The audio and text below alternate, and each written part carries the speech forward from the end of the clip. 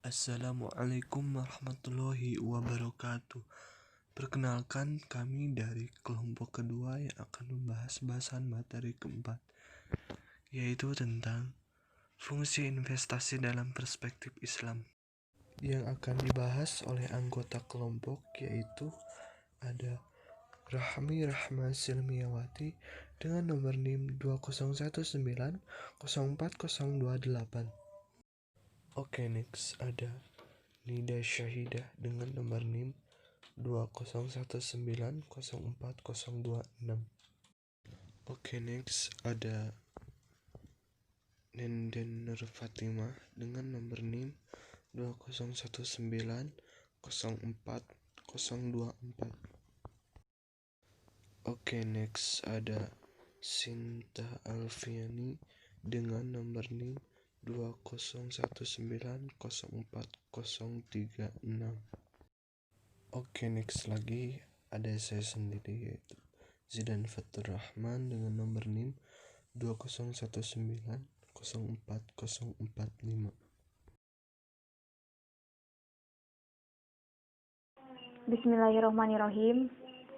Di sini saya akan menjelaskan sedikit tentang pengertian investasi. Investasi adalah aktivitas menempatkan modal baik berupa uang atau aset berharga lainnya ke dalam suatu benda, lembaga, atau suatu pihak dengan harapan pemodal atau investor kelak akan mendapatkan keuntungan setelah kurun waktu tertentu. Nah, karena harapan mendapatkan keuntungan di kemudian hari inilah investasi disebut juga sebagai penanaman modal.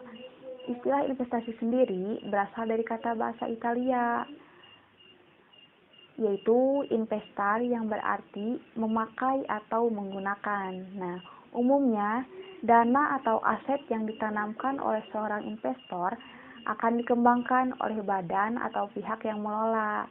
Nah, keuntungan dari hasil pengembangan tersebut nantinya akan dibagikan kepada investor sebagai imbal balik sesuai dengan ketentuan antara kedua belah pihak di awal. Contoh investasi salah satunya misalkan Zidan membeli 2 gram emas batangan seharga 400.000 per gram pada tahun 2017. Nah, emas tersebut disimpan baik-baik sama Zidan di berangkas milik pribadinya. Nah, setelah 3 tahun kemudian, harga emas per gram meningkat menjadi 500.000 per gram. Nah, Zidan pun menjual emas yang dimilikinya dan mendapatkan keuntungan 100.000 per gram.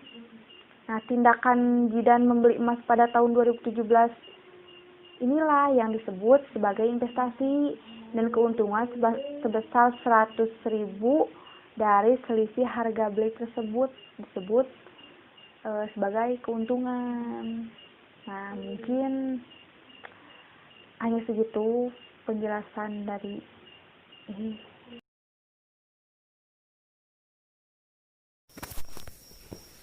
Yang selanjutnya adalah fungsi investasi syariah. Pada dasarnya, fungsi investasi syariah dengan investasi konvensional sama saja, yaitu penanaman modal pada suatu usaha. Yang membedakan antara keduanya yaitu pada tingkat suku bunga. Pada investasi konvensional, para investor akan membandingkan antara suku bunga dan tingkat keuntungan. Jika suku bunga tinggi, maka para investor akan memilih menyimpan uangnya di bank daripada berinvestasi. Sedangkan pada investasi syariah, tingkat suku bunganya adalah 0. Adapun fungsi investasi syariah yaitu 1. Terdapat denda untuk penimbunan aset-aset.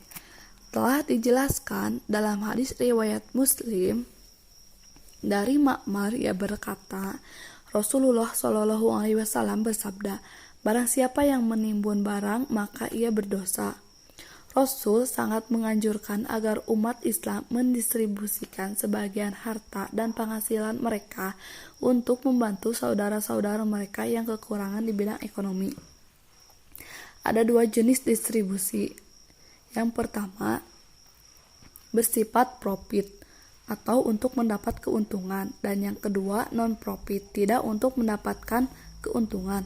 Dalam arti, distribusi yang pertama dimaksudkan sebagai upaya untuk tersalurkannya barang-barang hasil produksi sehingga dapat dikonsumsi oleh masyarakat luas dan orang yang mendistribusikan mendapat hasil dari penjualan barang yang didistribusikan.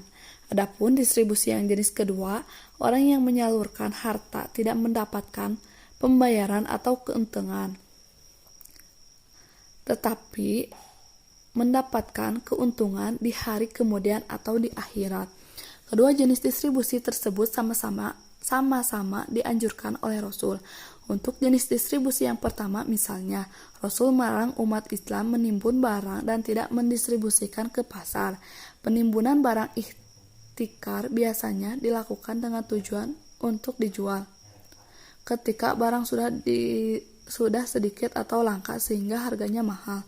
Penimbunan tersebut termasuk aktivitas ekonomi yang mengandung kezaliman dan karenanya berdosa seperti yang telah disebutkan dalam hadis Nabi di atas.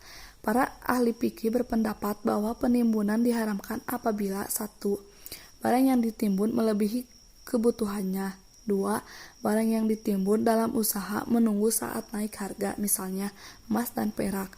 Yang ketiga, penimbunan dilakukan pada saat masyarakat membutuhkan, misalnya bahan bakar minyak, beras, dan lain-lain.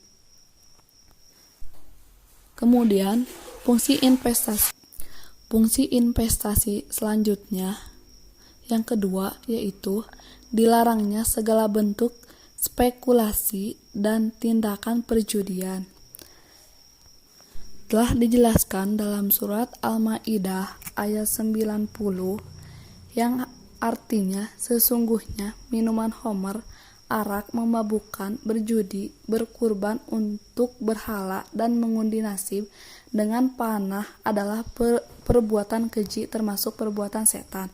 Maka jauhilah perbuatan-perbuatan itu agar kamu mendapatkan keberuntungan. Ayat ini secara tegas menunjukkan keharaman judi. Jadi, dalam terminologi agama diartikan sebagai suatu transaksi yang dilakukan dua pihak untuk kepemilikan suatu benda atau jasa yang menguntungkan satu pihak dan merugikan pihak lain, dengan cara mengaitkan transaksi tersebut dengan suatu tindakan atau kejadian tertentu. Selain judi, itu rij yang berarti busuk, kotor, dan termasuk perbuatan setan. Ia juga sangat berdampak negatif pada semua aspek kehidupan, mulai dari aspek ideologi, politik, ekonomi, sosial, moral, sampai budaya. Bahkan pada gilirannya akan merusak sendi-sendi kehidupannya, berbangsa dan bernegara, sebab setiap perbuatan yang melarang perintah Allah pasti akan mendapatkan celaka. Fungsi investasi syariah yang ketiga yaitu tingkat suku bunga pada setiap jenis pinjaman adalah 0. Di atas telah dijelaskan juga bahwa tingkat suku bunga pada investasi syariah itu 0. Di dalam Islam, tingkat suku bunga sama dengan riba. Pengharaman riba telah ditegaskan pada surat Ar-Rum ayat 39, An-Nisa ayat 161, Al-Imran ayat 130 sampai 132, dan yang terakhir pada surat Al-Baqarah ayat 275 sampai 281.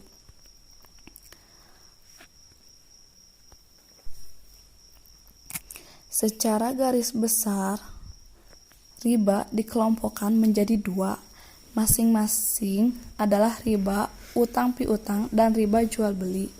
Riba utang piutang terbagi menjadi 2, yaitu riba qard, suatu manfaat atau tingkat kelebihan tertentu yang disyaratkan terhadap yang berutang. Yang kedua, riba jahiliyah, yaitu utang dibayar lebih dari pokoknya karena si peminjam tidak mampu membayar utang pada waktu yang ditetapkan. Sedangkan riba jual beli terbagi menjadi dua pula, yaitu riba fadl, yaitu pertukaran antara barang sejenis dengan kadar atau takaran yang berbeda. Sedangkan barang yang dipertukarkan itu termasuk dalam jenis barang ribawi. Yang kedua adalah riba nasiyah, penangguhan, penyerahan, atau penerimaan jenis barang ribawi yang dipertukarkan dengan jenis barang ribawi lainnya. Bagi kita seorang muslim, ketiga fungsi investasi syariah ini sangat penting karena di dalam agama kita berekonomi tidak hanya membahas tentang untung atau rugi, tetapi juga membahas tentang manfaat dan keberkahan. Selanjutnya, dasar hukum investasi dalam Islam. Islam adalah agama yang pro investasi, karena di dalam ajaran Islam, sumber daya harta yang ada tidak hanya disimpan, tetapi juga harus diproduktifkan, sehingga itu bisa memberikan manfaat kepada umat. Hal ini berdasarkan firman Allah Subhanahu wa Ta'ala dalam Quran Surat Al-Hasyr ayat 7. Oleh karena itu, dasar pijakan dari aktivitas ekonomi termasuk investasi adalah berdasarkan Al-Quran dan hadis Nabi SAW. Investasi menurut Al-Quran, yang mana ini dapat dilihat dalam Quran Surat Al-Baqarah ayat 261. Ayat ini secara implisit memberikan informasi akan pentingnya berinvestasi, di mana ayat ini menyampaikan betapa beruntungnya orang yang menafkahkan hartanya di jalan Allah. Orang yang kaya secara finansial kemudian menginfakkan hartanya untuk pemberdayaan masyarakat yang kurang mampu melalui usaha produktif, maka sesungguhnya dia sudah menolong ribuan bahkan ratusan ribu orang miskin untuk berproduktif ke arah yang lebih baik lagi. Yang selanjutnya dapat dilihat dalam Quran Surat An-Nisa ayat 9. Ayat ini tegas memerintahkan kepada manusia untuk tidak meninggalkan keturunannya dalam keadaan yang lemah, baik itu lemah secara moral maupun secara material. Jadi secara tersirat, ayat ini memerintahkan kepada umat untuk meningkatkan kehidupan ekonomi melalui investasi jangka panjang, yang mana investasi ini akan diwariskan kepada keturunannya untuk mencukupi kehidupan sampai ia layak berusaha sendiri ataupun mandiri. Nah, berdasarkan uraian ayat-ayat di atas, dapat diambil kesimpulan bahwa Islam memandang investasi sebagai hal yang sangat penting, yaitu sebagai langkah antisipasi terhadap kejadian di masa depan. Yang kedua, investasi menurut sunnah Nabi SAW. Praktik investasi sudah ada sejak Nabi Muhammad SAW. Bahkan beliau langsung terjun dalam praktik bisnis dan investasi. Beliau memberikan contoh bagaimana mengelola investasi hingga menghasilkan keuntungan yang banyak. Hal ini tidak terlepas dari pengalaman beliau yang lama sebagai pedagang dan pengelola bisnis atau mudharib. Nabi SAW mempraktikkan bisnis dengan sangat profesional, tekun, ulet, dan jujur, serta beliau tidak pernah ingkar janji kepada pemilik modalnya atau investor. Terdapat salah satu hadis beliau yang masyhur mengenai investasi dan perserikatan, yang mana hadisnya sebagai berikut, yang artinya, dari Abu Hurairah radhiyallahu anhu bahwa Rasulullah SAW bersabda, Allah berfirman, Aku menjadi orang ketiga dari dua orang yang bersekutu selama salah seorang dari mereka tidak berkhianat kepada temannya. Jika ada yang berkhianat, aku keluar dari persekutuan mereka. Hadis riwayat Abu Daud dan dinilai sahih oleh Al-Hakim. Berdasarkan paparan di atas, bahwa praktik investasi itu sudah ada sejak Nabi SAW. Yang mana berarti investasi dalam ajaran Islam ini tidak dilarang, bahkan dianjurkan supaya memberikan dampak dan manfaat yang luas dengan terciptanya lapangan pekerjaan dan lapangan usaha baru.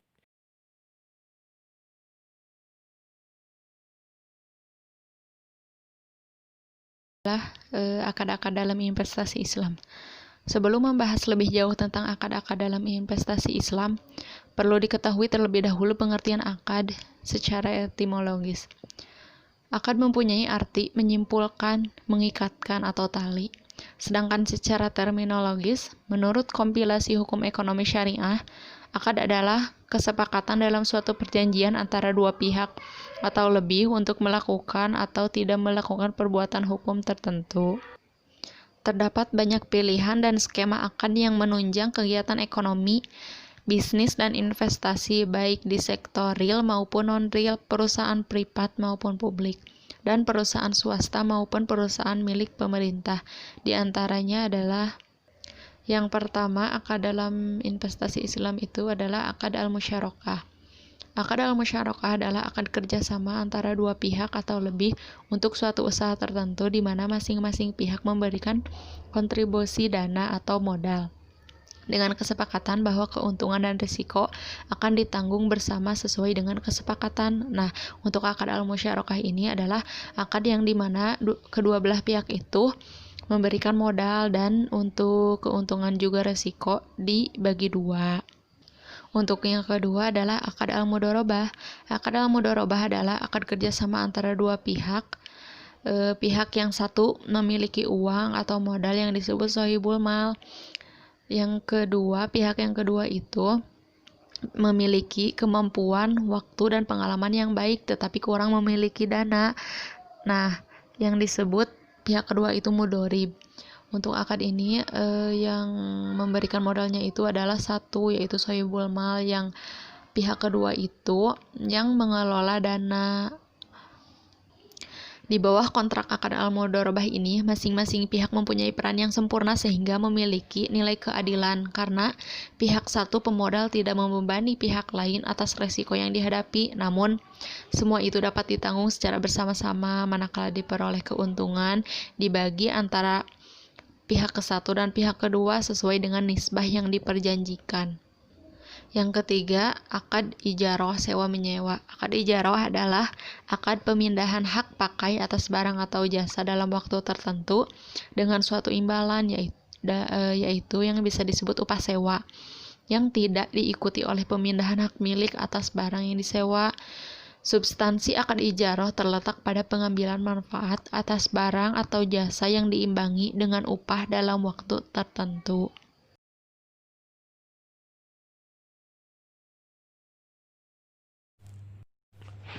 Oke, yang selanjutnya ada akad kafalah. Akad kafalah adalah akad penjaminan yang diberikan oleh penanggung yang disebut dengan kafil kepada pihak ketiga untuk memenuhi kewajiban pihak kedua atau yang ditanggung, disebut dengan maf'ul anhu asil, mengalihkan tanggung jawab seseorang yang dijamin dengan berpegang pada tanggung jawab orang lain sebagai penjamin. Yang selanjutnya ada akad wakalah.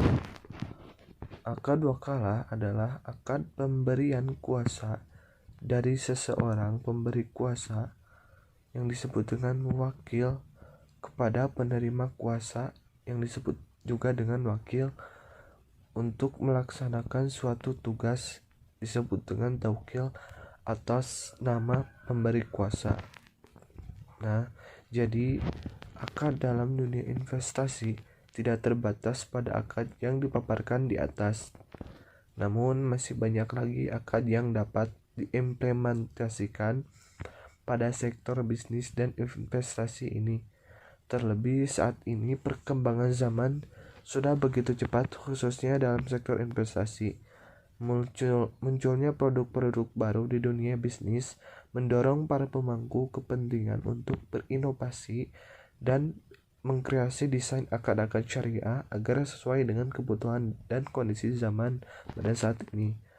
Akad tunggal seperti yang dipaparkan di atas dirasa tidak mampu lagi menjawab permasalahan dunia bisnis keuangan investasi. Karena itu, dilakukanlah pengembangan dengan mengkombinasi beberapa akad. Inilah yang kemudian dinamakan multi akad atau hybrid kontrak, atau disebut juga dengan aqd al-murakkabah. Beberapa akad jenis ini diakomodir dan mendapat legitimasi hukum fatwa DSN MUI, seperti akad musyarakah mutanaqisah, akad ijarah muntahiyah bi al-tamlik, ijarah mausufah fi al-zimmah, akad wakalah bi al-ujrah, murabaha wa al-wakalah, akad kafalah bi al-ujurah, hawalah wa al-wakalah, mudharabah, mustarokah, dan masih banyak lagi akad-akad syariah yang lainnya. Multi akan dikembangkan dan diakui di berbagai negara yang menerapkan sistem keuangan Islam. Hal inilah yang membedakan bisnis Islam dengan model keuangan lainnya, di mana inovasi dan kreasi produk sangat diapresiasi. Pada akhirnya, perkembangan produk bisnis menjadi banyak, menyerap banyak tenaga kerja, menciptakan banyak lapangan usaha, dan memberikan kemaslahatan bagi perekonomian nasional dengan tetap berpegang pada prinsip-prinsip syariah dalam transaksi bisnis.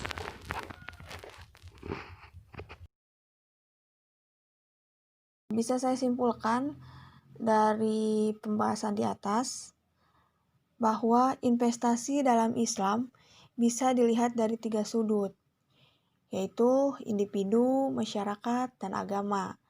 Nah, bagi individu, investasi merupakan kebutuhan yang mendasar, di mana setiap individu selalu berkeinginan untuk menikmati kekayaan tersebut dalam waktu dan bidang seluas mungkin. Nah, baik untuk kepentingan pribadinya maupun keturunannya. Sehingga, investasi merupakan sarana bagi individu dalam rangka memenuhi kebutuhan fitrahnya. Sementara, investasi bagi masyarakat merupakan kebutuhan sosial yang kompleks sehingga mengharuskan adanya investasi untuk memenuhi kebutuhan tersebut. Nah, sedangkan investasi dalam pandangan agama, investasi merupakan kewajiban syariat yang konsekuensinya berupa pahala dan dosa. Nah, mungkin hanya segitu pembahasan yang bisa kelompok kami paparkan. Mohon maaf bila banyak kesalahan. Ditutup dengan doa, Robbana atina fid dunya hasanah wa fil akhirati hasanah wa qina adzabannar. Assalamualaikum warahmatullahi wabarakatuh.